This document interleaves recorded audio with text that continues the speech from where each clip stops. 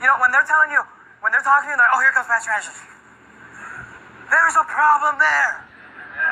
Yeah, the problem is that when they are reading their Bible and they discover something that is contrary to what the pastor preaches, knowing his temperament, rather his ill temperament, of course, in this example, they're going to want to kind of wait until he's out of earshot or whatever, because you have a pastor who is lacking in grace and flies off the handle and is run by emotion. Of course, they don't want trouble with their brother.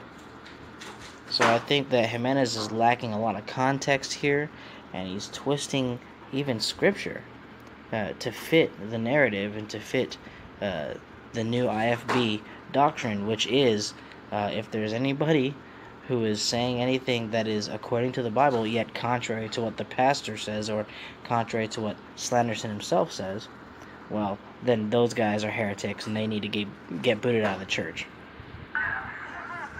If they want to entice you secretly,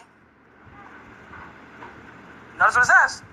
Saying, let us go and serve other gods. You know that the oneness God is a different God than the God of the Bible?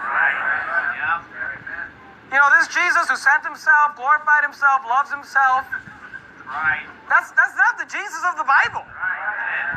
And if they entice thee, if they come and speak to you secretly and entice thee secretly, saying, let us go and serve other gods, which thou hast not known, thou nor thy fathers. Look, he's saying, it doesn't matter how close you are to them. It doesn't matter how good of a friend they were with you. It doesn't matter how much you like them.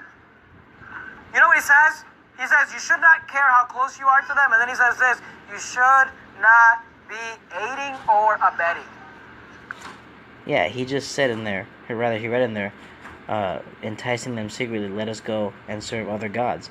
I don't know, kind of like the multiple gods of the Trinity. He was there trying to totally dump on oneness, that is Pentecostal oneness, calling it Pentecostal oneness rather, when these other actual independent Baptists are about the oneness of 1 John 5:7, the three are one, and calling it Pentecostal oneness. You see how this is all twisting things to separate brethren? Wicked.